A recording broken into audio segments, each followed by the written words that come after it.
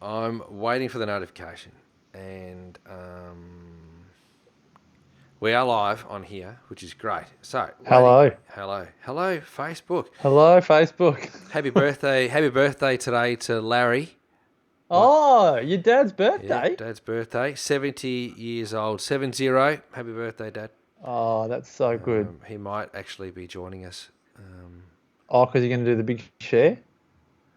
Yeah, well, sometimes he just jumps on. He was driving somewhere. He said before. He was with some friends in the car when I called him. So, hello to everybody there. Wendy Adams, first cab Wendy off the Adams rank. gold medal There today. we go. Good share, right post. Merry Christmas episode. Why won't that? Here we go. Wasn't sure if you'd be on today. Hi, Summer. No, we weren't going to. Who said I'm in that? Sydney. I didn't know that we'd get it done, but we did get it done. Well, we will get it done. Summer Daily, as if we'd let you down. We're always going to be here. Damo, let's be honest. We can let anyone down quite regularly. Well, I won't speak for you. I'll speak for me. Julie Hill, love it. Yeah. Hi, Julie. Gee, the besties are on today, aren't they? Yeah. We're going to crank out 3 next week, Summer. We're going to go bang, bang, bang. Bang, triple dose. With You get a this- triple with this dose next calendar. week. Don't you worry. Triple dose Mhm. next week. That's what's going to happen. How is your hip, MP? Great question, Wendy. Oh, whilst we're not recording. Yeah. Helen Pocock's there too. Hold on, watch this. Hold on. I'll take the You have to pull headphones your off. pants down. I'm going to take a photo. Yeah. I might record. Hang on. Uh, I'm going to yeah. record this. Hold on. No. I'm just gonna give you the demonstration. I've been sitting for a while, so walking. There's a little bit of a limp there. Look at that. Yeah, it's only 2 weeks, and Uncle Arthur, hello everybody. this will be when I'm seeing tomorrow. Oh, that's so funny. Pete Leonard's there. He reckons we're good to go now, which is fantastic. Now, is it rude or wrong of me to laugh when Marcus gets up and walks around? Tell me, please. I just think it's very funny. I've got the iron shirt. Look, yep. I'm going to have to explain this. Yeah. Yep. But I won't. No, don't worry about it. He's not on, everyone. He doesn't. He's got to get up and jump onto stage. He's doing a big presentation today in Sydney. It's about 4,500 people, all flocking into somewhere to watch Marcus Pearce be an MC. And Gee, there hasn't been an MC for a while. Everyone's been in their little living rooms, haven't they? yeah, I don't even know what MC stands for. Master of Ceremonies. Master of Ceremonies. That's the one. Someone actually spelt it EMC the other day. Yeah, EMCEE Yeah. is the alternate spelling. Weird, isn't it? Alrighty. All right. Summer, last week's episode will tell you everything. Yeah. Go back, watch it live. That's it. All right. Shall I hit record? Go and do it. All right. Here we go. What episode is it going to be? Oh, TheWellnessCouch.com. good question. Just go and check it out. What's your guess? 459. 459, 456. Nah, really? Yep, I know. Did we fall Going behind? slow, mate. Going slow. Nah, we never fall behind, mate. We're like clockwork. All right. Nah, really?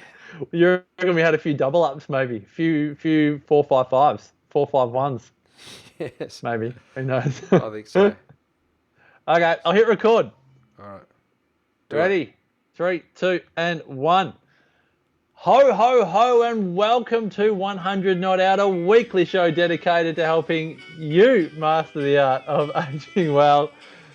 Damien Christoph's favourite Christmas carol is playing. My name is Marcus Pearce, but I have the great pleasure of introducing Santa's number one helper, Dr. Damien Christoph. He is the most Christmassy wellness expert you will ever meet. Bing Crosby would be the second. Green and bright. The sun just shine by day and all the stars at night. Hello to our friends at... What a nice way to introduce 100 Not Out this week. To you. I love it. I love it. Melly, I love it. We're gonna get, we're gonna get sued now for playing Bing on our podcast. No, we won't. They'll love it. Yeah, Merry Bing's Christmas, gonna rise from the Piercy. ashes. Merry Christmas, Damo. Yeah. Has anybody ever seen Marcus Pearce get thrown like I just threw him just then? I interrupted his flow.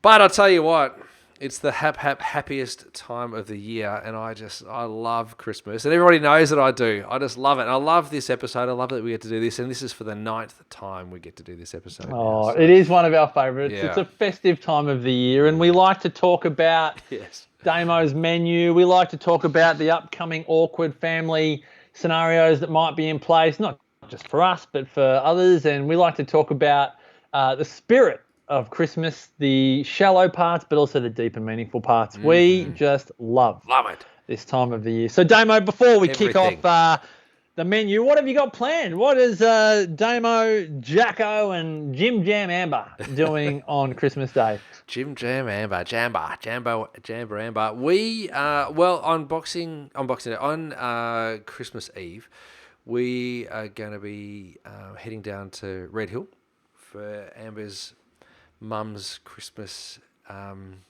dinner, and so we'll have Christian and the kids, and so that'll be really nice. It'll be a nice little Christmas evening thing. That'll be nice. And then on Christmas Day, we go to Furniture Gully and catch up with my brother and my mum, and have a nice little Christmas thing there, which will be absolutely fantastic. So I'm going to be as happy as a pig in poo as I am every single year, and just get to spend some time with family and eat some food and drink some eggnog and have some mince tarts or mince pies.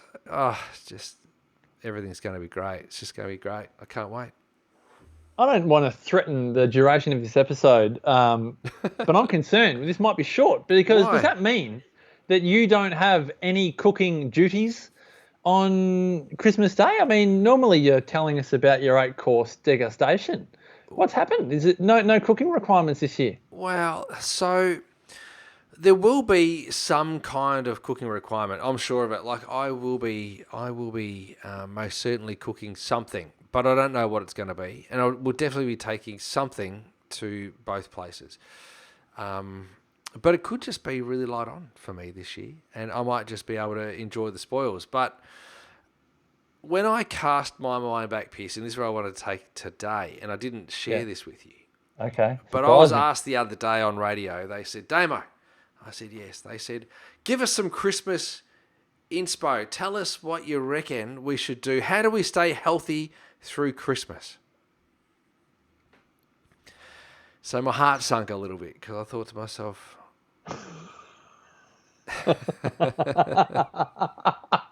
I think I know where this is going. well, I just thought to myself, isn't it time? Well, it's been such an intense couple of years, We've all been punishing ourselves because we're not exercising as much. We're going, I've got some COVID kilos on. Why do we have to pick Christmas to be a day to be healthy? I'm with you on this one. You know what I mean? Oh, look, if we go to Ikaria, yeah, if we go to Sardinia, if we rock on down, go next door to Okinawa, if we happen to walk down the street, cross the road, and bump into, I don't know, Loma Linda, we are not going to be saying, are you having kale smoothies in the corner on Christmas Day? That's not what's happening. And so I have encouraged people when I'm on the radio, and today I'm encouraging people to enjoy the connection that Christmas brings, because you could quite easily get stressed. You could quite easily have heated conversations. You could quite easily go dreading the company that you might face on Christmas Day. But what I'm going to do is challenge you to find the blessing and have great conversations and enjoy the people on Christmas Day, because that's what it's all about. Coming together. And you're far more likely to come together and connect when there's great food around. And I think kale smoothies, as great as they are, haven't had one in a while, I must admit, but as great as they are, it's a lot harder to connect and have a great conversation with someone over a kale smoothie. it's a lot easier to connect. And I'm sure some people would say it's all just conditioning and what we've grown up with. And of course, we've got listeners from different cultures and different belief systems that won't do Christmas like you and I will do Christmas. Yes. But put all of that to one side. Yep. When you put a great meal that someone has prepared with love on the table, Yeah. it stimulates a level of conversation that a McDonald's Happy Meal cannot stimulate. No. And that arguably a kale smoothie cannot stimulate. True. When there's love and sweat that's been put into a meal, it just brings so much joy. Not into the meal, but like, and there's been. Well, no, I know but what you're saying. we've Totally. One of our great chiropractic friends and colleagues, Olivia Gleason, Oh, Liv, shout out to over there Liv. in the Wild West. Bumped into she Mia, said her niece, yesterday. Shout out to Mia. nice. Yeah. Good on you, Mia. Yeah. We probably mention this every year, but I remember Liv Gleason once said, and she's one of us, she would be loving Christmas Day for the food and the drink and the social and the everything. She said, you know what? It's not so much what you do between Christmas Day and New Year that matters. It's what you do between New Year's and Christmas Day. And I love that as a great philosophical shift. It's like, if you want to put it another way, make Christmas to New Year's a write-off and then be Yes. absolutely fantastic Yeah. New Year's Day to Christmas, which is 360 days of the year. Yes. And leave the other 5 to just chill, relax, have a little bit more food, go for seconds, have some ice cream. What do you put on your lemon curd? You'll be making lemon curd on Christmas morning. I've got no doubt about it. You've got a little Christmas addition that you like to add on December 25, don't you, to the lemon curd, like cranberry or something? No, I usually put honeycomb on the Honeycomb. lemon curd. Yeah, I put honeycomb on the lemon curd that sits on top of the bircher that I've made. So that actually could be what I bring to the table is a bircher muesli on Christmas morning. Yeah, I might do a bircher. That is a nice idea. Thank you. Pull out the Thermomix. That's the most expensive rice cooker I've ever bought, I've got to tell you. Thanks, Thermomix. I might pull out the Thermomix and make some lemon curd. That'll be great. But that's a great idea. But in previous years, I have made a bircher and we've served that up, and that's, and I've put honeycomb on that. But you can trick up a bircher and make it absolutely delicious. You can put some really nice, yummy things on there. So yeah, I might do that sort of thing. But I agree with you, and I agree with Liv, and I love that. But if we go back, like Pete's gone, you should set up a cereal business, Davo. Thanks, Pete. I needed that inspiration 11 years ago. Thanks, mate. Me too, Wendy. I love my Thermomix. If we go back 9 years ago, I would have said, make sure you start your breakfast off, start the day off really well, and drink lots of water and, all those sorts of things. Because I had my Damo super healthy, because that's what I thought you had to do to live a long time, was to eat good food, right? Remember we used to speak about this, Piercy? Mm-hmm. And, but these days, for me, that connection piece, I think, adds years to your life rather than actually, anything just else. the food. Yeah. And so you want to have a lot of fun, have a lot of jokes, bad jokes, make sure you laugh at them. Don't be so serious that you don't laugh at a bad joke. I've got a joke for you. Seriously. Go on, here we go. This will be good. Horse walks into a bar. Barman says, "Why the long face?" Yeah, heard this one, yeah. Have you got an extension or something?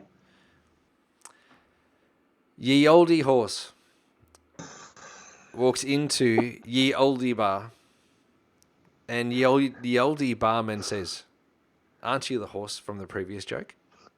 And the horse says, "Nay."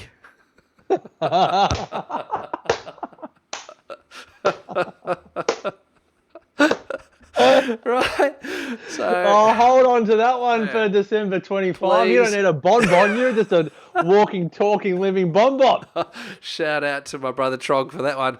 And Trog, of course, famous for taking all of the carrot juice experiments that Damo outlined about 3 or 4 episodes ago. Olive oil, lemon juice, gallbladder flushes. He did all that sort of Trog stuff. turned orange thanks to Damo. Listen to episode 450, I think, with the experiments. That's right. Yeah, thank you. But yeah, so I think laugh at all the jokes, make sure that they're funny, tell them 2 or 3 times so that people, kind of are forced to laugh. So if it's a bad joke, bring it up again later on. And if it's even worse the second time, try it again for the third time, because that's the sort of stuff that people remember, and it's the laughter.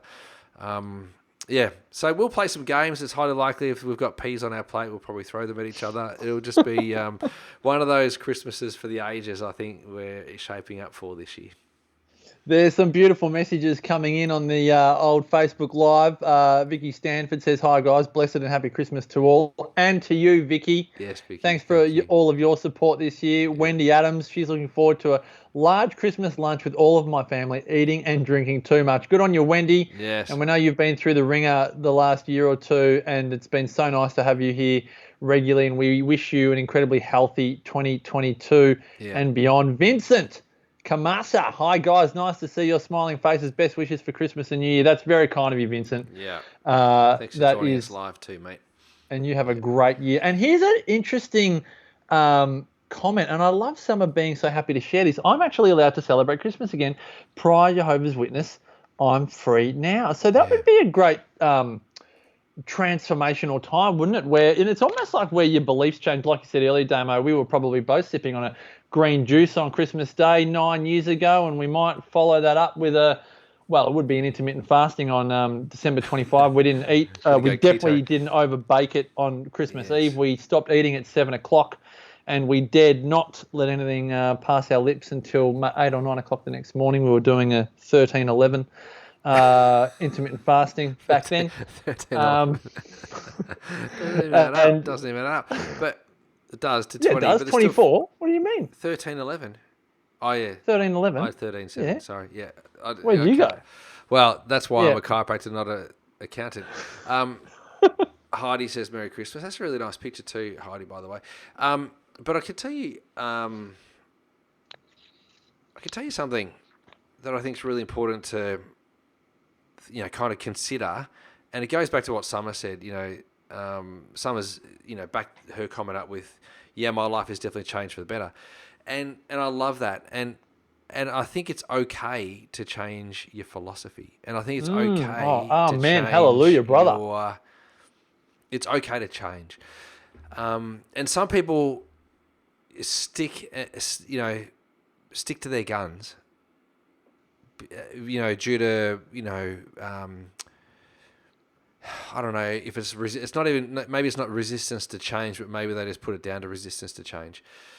Whether it's stubbornness or whether it's being dogmatic, whatever it is, or maybe it's that they just can't tell people that they've now seeing things through a different lens.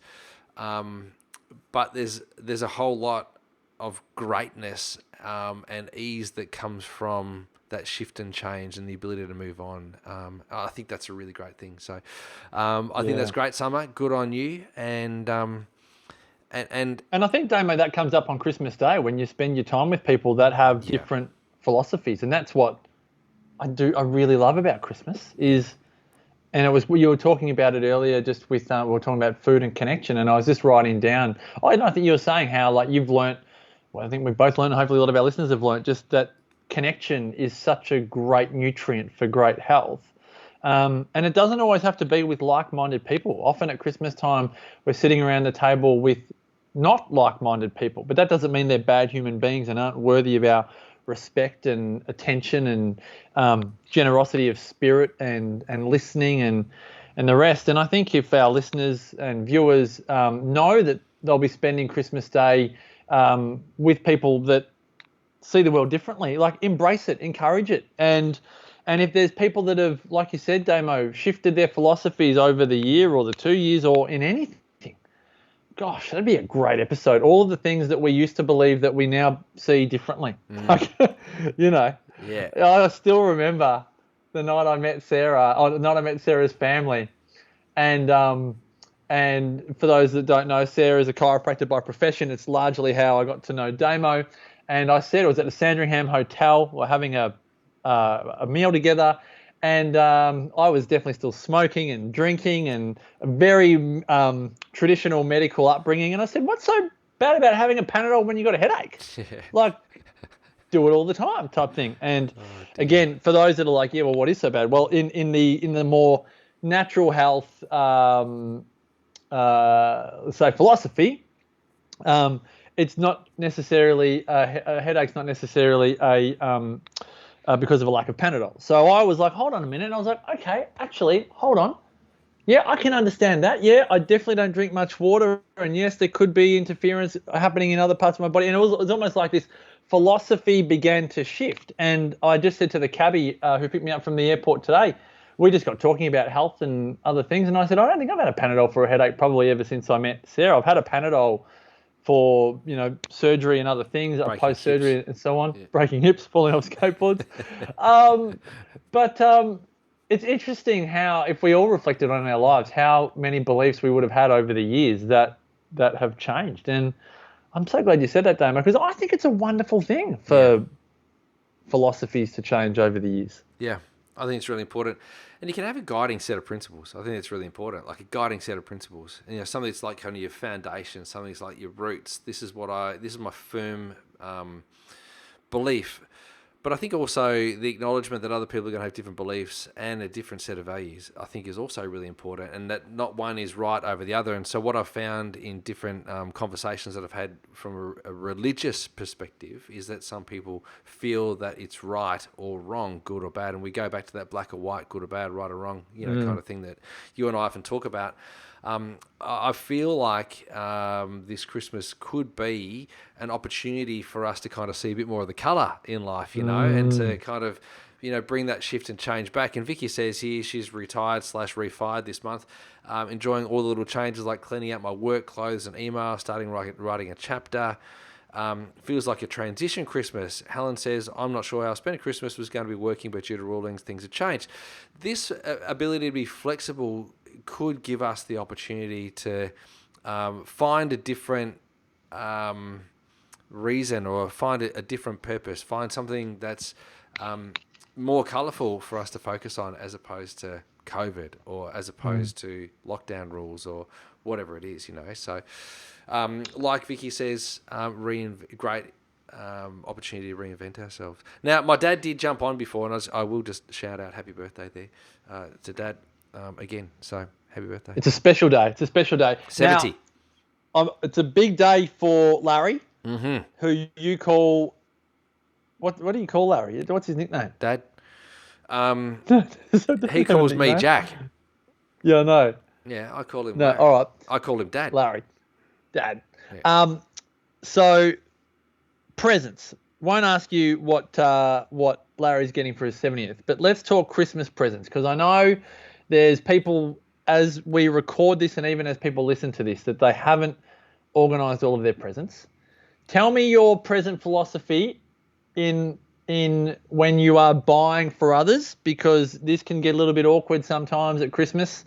When Homer buys Marge the bowling ball, the 10-pin bowling ball. Yeah. Is that... What's your view? What's your view and your thought processes? Because I think it's an interesting time. We live in such a material world. What's your view and how you think about buying for people and so on and so forth? This is such a great question. Is it bad if I buy Amber some golf balls with DK written on them? Is that wrong? Inspired by Homer Simpson, of course. Thanks, honey, for your golf balls. So I always think about what I think somebody might need or want, right?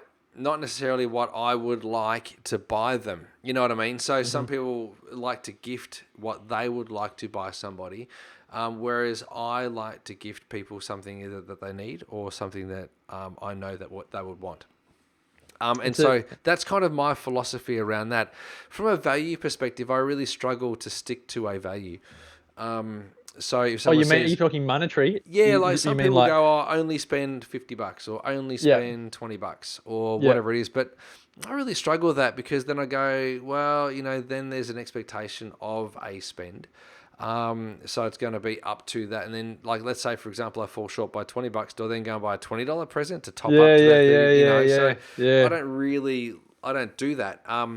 So I will, often I'll go over budget, or I'll find exactly what it is that I think that they really would love to get, and I'll just, get that. It might be cheaper, it might be more expensive. So I don't like to be guided by the dollar value of the gift. It's more really, what do we think that they need or want, and what could they use well? What about you, Piercy?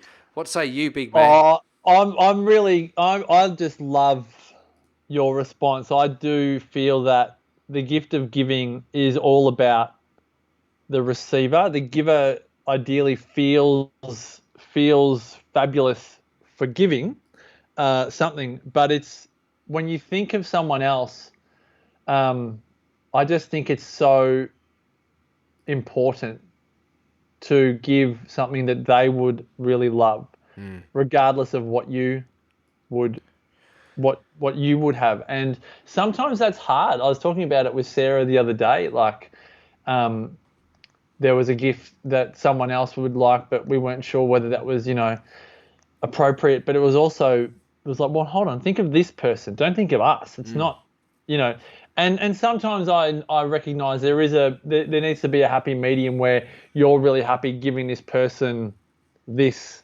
thing, whatever the gift is. So I completely understand that, but I just feel that I'm not sure if it's just my own views or not, but I just feel that so often it's like in the rush of life, people go, I don't have time to eat well, and I don't have time to exercise, and I don't have time to socialize, and I don't have time. And I feel like people go, I don't have time to really put the thought into gifts. They just run around Kmart or Big W or a shop, and they just kind of pull things off, and I just kind of I just feel like when you receive a gift that you feel like someone's really thought about you, it feels exponentially better than the feeling of like, oh, I was in the run-of-the-mill voucher club, or I was in the. It sounds so ridiculous, doesn't it?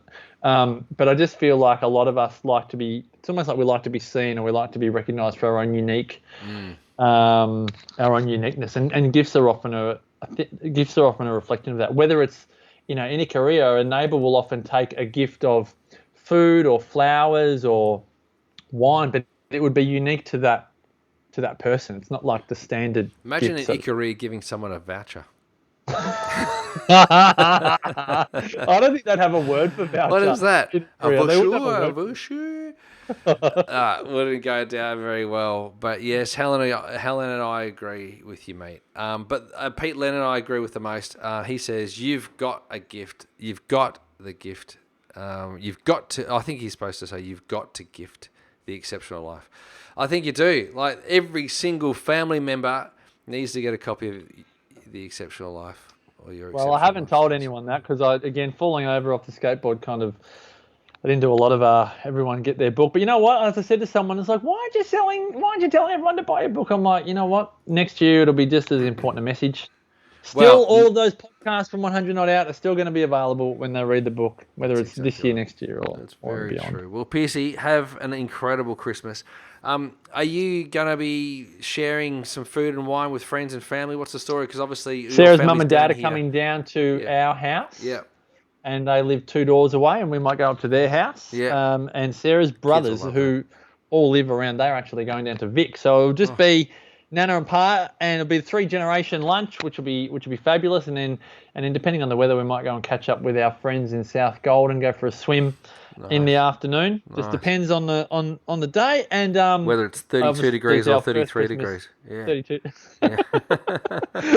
It's the first Christmas in the new family home, so I think having spoken, shout out to Warren Kavanagh, great Wellness Couch listener, Wellness with Woz, who has made his own calendar following his passions and got photos that he'd taken all around the world and sent me a gift 2022 calendar. And he said, enjoy your first Christmas in your new home. It's always one of the most treasured memories. So I'm looking forward to that, looking forward to having the family and just keeping it simple, but keeping it simply beautiful. So that's beautiful. Us. Yes. That's us. Well, Merry Christmas to the Pierce family. Big hugs to everybody. And Big love to you, and thanks again for a great year, Piercy. Another year done. It's been special. Next week's episode is going to be our predictions for 2022, which is largely your predictions for 2022 because we just love them, and I don't think you've ever got one wrong. We might have to go back into the annals of 100 Not Out to check it out. But thanks, Damo, for all of your support this year in the lead up to Christmas. Again, we'll do a lot of this yearly loving next week on 100 Not Out. But to all of our listeners and to all of our community members of 100 Not Out and to everyone that supports this message, may you have the most incredible Christmas. And it's going to be different. Like you said, Damo, it's going to be weird because was it last year that a lot of people were locked down for Christmas? Yeah, I think the Northern Beaches got locked down really quickly. So, yeah, they got locked down for 2 weeks at Christmas time, I think it was, like because they had someone sneezed. Something like that, Surely we've got to go on that. Surely we've got to get on that.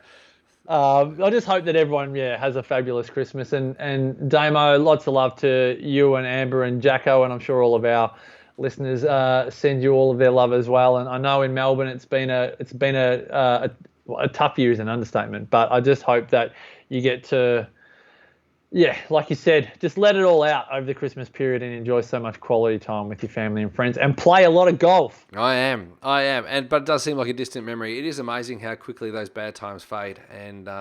But it only fades when you're having a good time. So I encourage everyone to have a great time. So thank you, PZ.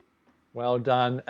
For everyone who's looking to learn more about Damo over the Christmas period, head on over to DamienChristoff.com, myself, MarcusPearce.com.au, and to every single one of you, thank you for your support.